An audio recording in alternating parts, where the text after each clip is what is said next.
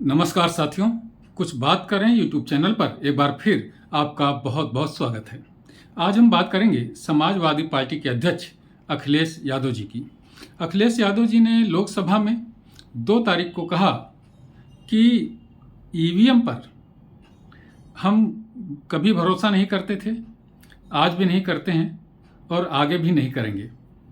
अगर हमें उत्तर प्रदेश में 80 की 80 सीटें भी मिल जाती तब भी हम ईवीएम का विरोध करते। अब साथियों, यहाँ पर एक बात ये सोचने की अखिलेश यादव जी इस बयान के द्वारा क्या कहना चाहते हैं कि बात सही होगी तब भी हम विरोध ही करेंगे, क्योंकि उत्तर प्रदेश में समाजवादी पार्टी ने इतिहास रच दिया है। 37 सीटें पाई हैं, ये ईवीएम के भरोसे ही पाई हैं। ईवीएम से चुनाव लड़ करके ही समाजवादी पार्टी ने 37 सीटें पाई हैं। तो साथियों, क्या अखिलेश यादव ये कहना चाहते हैं कि वो ईवीएम का विरोध करते हैं और ये जो 37 सीटें उनकी आई हैं ये गलत आई हैं, क्योंकि उनके हिसाब से ईवीएम सही नतीजा नहीं देता? तो क्या इस 37 सीटों पर वो सरेंडर करने को तैयार हैं अगर वो ईवीएम मशीन को सही नहीं मानते हैं? तो साथियों, इस बात से एक बात और अखिलेश यादव जी ने जो ये कहा है कि हमारा ईवीएम पर भरोसा नहीं था, आज भी नहीं है, आगे भी नहीं रहेगा, इसका मतलब ये है कि वो टेक्नोलॉजी का विरोध करते हैं, क्योंकि इसी भरोसे तो 37 सीटें पा गए हैं। इसका मतलब यह है कि ईवीएम गलत परिणाम नहीं दे रही, लेकिन वो कहते हैं कि अगर हम 80 भी सीटें पा जाएंगे तब भी ईवीएम का विरोध करेंगे। इसका मतलब यह है कि वे नवीन तकनीक, नवीन टेक्नोलॉजी अपनाने के पक्षधर नहीं हैं, और अगर कभी वो सत्ता में आए तो टेक्नोलॉजी का विरोध करेंगे। उनकी इस बयान से यही लगता है कि अगर वो ये मानते हैं कि उनकी 37 सीटें सही आई हैं, और इसके ऊपर वो कहते हैं कि अगर हम पूरी सीटें जीत जाएं, 80 भी सीटें जीत जाएं, तभी ईवीएम का विरोध करेंगे, और जब हम सत्ता में आएंगे तो ईवीएम के द्वारा चुनाव को कैंसिल करा देंगे। तो इसका मतलब तो ये हुआ कि वो तकनीक के विरोध में है। ईवीएम सही परिणाम दे रही है, इसके बावजूद भी वो इसके पक्ष में नहीं है, ईवीएम के पक्ष में। इसका मतलब यह है कि वो नवीन तकनीक के उपयोग के पक्षधर नहीं है। और आज समय यह आ पहुंचा है कि जीवन के हर क्षेत्र में टेक्नोलॉजी का ही भरोसा किया जा रहा है। मोदी के इन 10 साल के शासन में टेक्नोलॉजी जाने कहां से कहां पहुंच गई है।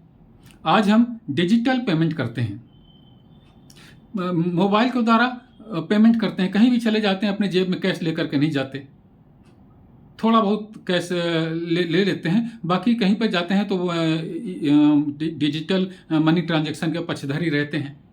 तो क्या माना जाए कि अगर अखिलेश या इनके समर्थकों का शासन आ गया तो ये जो हम लोग मनी ट्रांसफ़र करते हैं इस पर सब पर वो रोक लगा देंगे?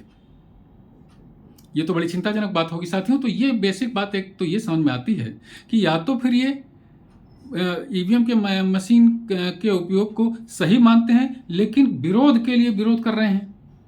अगर ये सिर्फ विरोध के लिए विरोध कर रहे हैं तो ये मानसिकता भी सही नहीं है, क्योंकि हमें एक ऐसा विपक्ष चाहिए जो सरकार की गलत बातों का विरोध करे, ये नहीं कि सही बातों का भी विरोध करे, जैसे कि ईवीएम का विरोध ये कर रहे हैं। और दूसरा ये कि अगर आप ये कहते हैं कि ईवीएम के द्वारा परिणाम गलत आए हैं, तो फिर आपकी 37 सीटें अगर गलत आई जीत गए हैं तो इसका आप क्या करेंगे?